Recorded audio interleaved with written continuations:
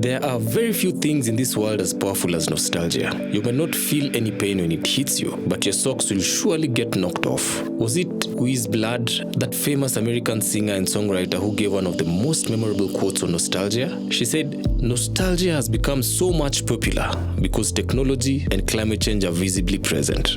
Let's press rewind for a moment. Now, press play. What do you remember? Growing up, I distinctly remember plant varieties that were in abundance, like a certain maize crop that came in multicolor. A yellow grain here, a purple one there. These were almost everywhere and played a critical role in nutrition and food security due to their resilience. They just seem to have fallen off the earth. I never really gave much thought about where they went or what their erasure from our farms meant. I never really thought about bringing them back. But that was until I met the Caped Crusaders, determined to turn back the wheels of time by saving indigenous plant species one seed at a time. My name is Daniel Osangula. I have spent years in newsrooms covering various subjects that define humanity. In a career spanning a decade and a half, I've worked for some of the world's biggest news organizations, finding links between war and drought and between rain and peace. Now, I am on a journey to have conversations with individuals saving the planet because, quite frankly, this place we call home needs saving. This is Breathe, a podcast series by the African Biodiversity Collaborative Group, produced by D-Story Communications. The Africa Biodiversity Collaborative Group is a coalition of 7 international conservation NGOs with extensive field programming in sub-Saharan Africa: Africa Wildlife Foundation, Conservation International, the Jane Goodall Institute, the Nature Conservancy, Wildlife Conservation Society, World Resources Institute, and the World Wildlife Fund. Together with the African partners, these organizations tackle complex conservation challenges by catalyzing and strengthening collaboration on the continent. In this episode, we speak to people who have dedicated their lives to saving disappearing indigenous plant species and what their actions mean to the food security and nutrition needs of the communities within which they operate. This is the Seed Savers story. The first thing that strikes you when you get into the Seed Savers Network camp is a vegetable patch of kales and spinach and an array of traditional vegetables bursting through gunny bags. Next to them are heaps of dried animal manure.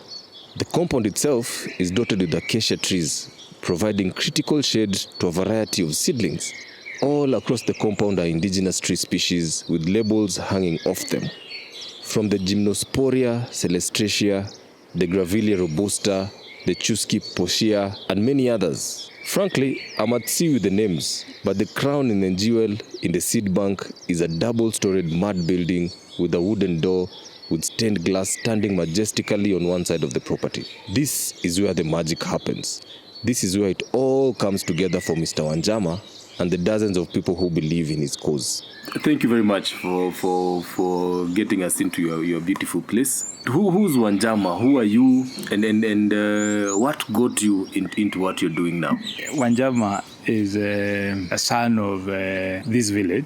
Just like most ordinary Kenyan, I faced challenges with accessing food when I was a child. And I remember when we were growing up, as part of our areas could not have rains. We had drought.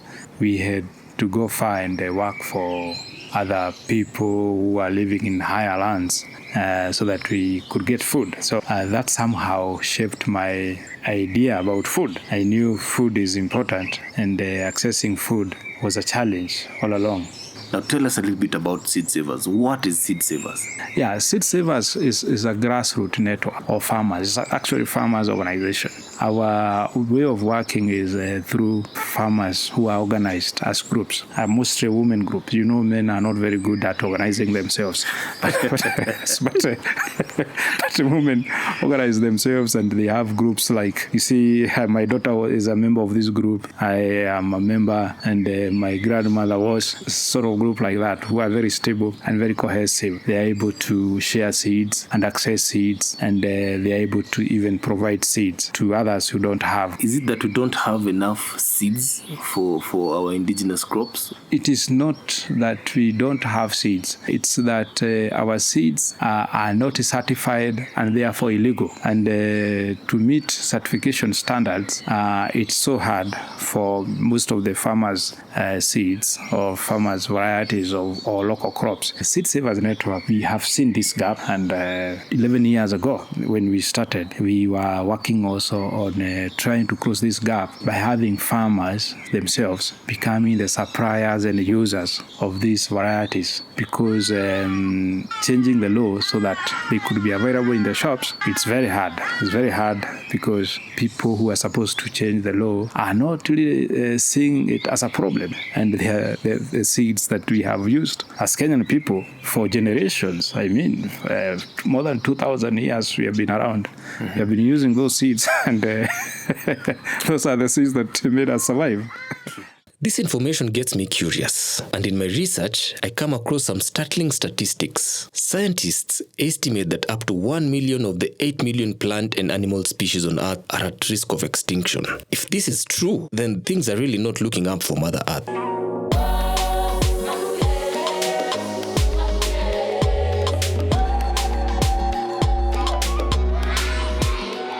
Communities, though, are doing all they can to save their future. I think the communities are really in touch with this a lot more than any of us are.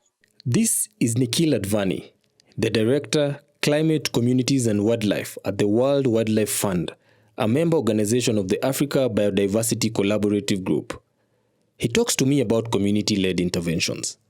They've been growing these crops for many generations. And yeah, they know, which crops do better at which time of the year. If they're in a period of drought, they know what kinds of crops they might grow. And they also are beginning to learn to adjust their planting dates because the seasonality of rainfall is changing so much. The data is sobering as I listen to the experts lay it all down. I get transported back to the Seed Savers Network camp overlooking Lake Elementaita, another of the numerous lakes that sit at the bottom of the Great Rift Valley. From this vantage point, it is easy to see why someone would want to save all of this. But the Seed Savers mission is bigger than maintaining their aesthetics around their office. Speaking about luck and the lack of something as basic as food, a lot of Kenyans resonate with it. Do you have a particular memory about it? I do. I remember walking 40 kilometers to go and work. That is a whole day walk. And then when you get there, you sleep somewhere. You don't sleep in a house. We slept in some sort of makeshift thing. Then the following day you work. I remember we were working to get potatoes. You work and receive potatoes. Then you sleep again in that kind of makeshift thing, and then the following day is when you walk back. Of course, we had donkeys that we were using to carry food, but this used to happen so oftenly. It is not an isolated situation. Every time we had a drought. This background of lack of inaccessibility to food, would you say it brought you to where you are right now? Sure. As we were growing up, we were also going to school. As we go to school, everybody was like, what would you want to do?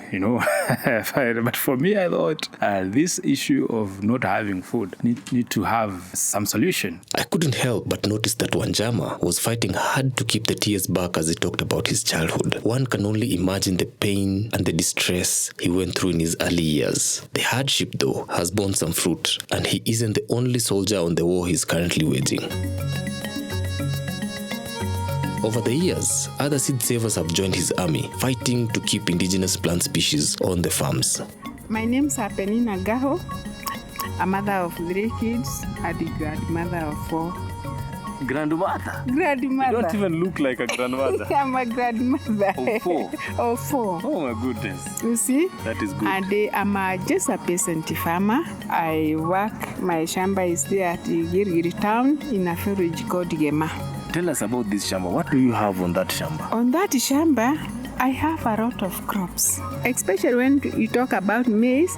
I have about 8 varieties. These are the ones we have seen even on your display at this fair. About maize, beans, I have roughly 30 varieties. 30 varieties. Shamba. Are these indigenous or exotic? They are indigenous in a way because those ones I'm just collecting them from our grandmothers that are still having them. Penina travels far and wide collecting seeds from aging relatives and friends. You said you are a grandmother. Yeah, Is there any grandchild that you think will also become a seed ambassador? we have started. I can see them using tins to plant the crops without using synthetic chemicals. Penina's table is the main attraction, and that is what we are here for. I saw this maybe on Facebook, I think, last time I saw this. And I thought this thing is gone. I couldn't imagine I would meet this face to face.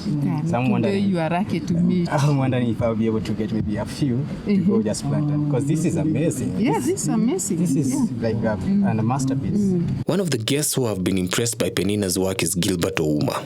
So you'd say whatever the lady is doing, is it something worthwhile? You think she's on to something that is of value to us? It is, especially as she explains the white has only starch in them. But now I would assume maybe red will be something that gives you maybe magnesium in your body. It gives you like more than starch, right? And these other shades also have like maybe different like nutrients. So I think like it's a really good thing. And yeah, so as I mentioned to her, I would like to just have a few and maybe perpetuate this like back in my own backyard.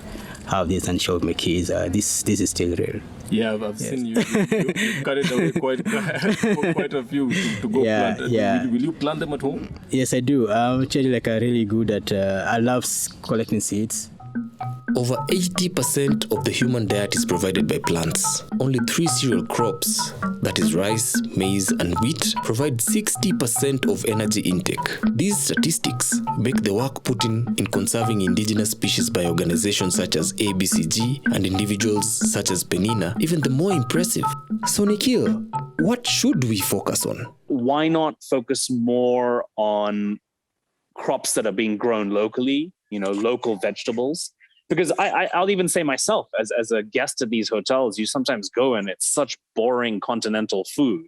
If I was to give you an example, if I was in Kenya somewhere, I'd much rather have like ugali, sukuma, and maybe like chicken than the typical continental food that they'll serve you. So, I mean, it sounds a bit off topic, but just to highlight that, I think there would be a much greater demand for more local indigenous crops. From the conversations I've had with Nikhil Advani from ABCG, Wanjama from Seed Savers, and Penina, saving indigenous plant species is not just an act of love. It is not just about scratching a nostalgic itch. It is about saving the planet one seed at a time.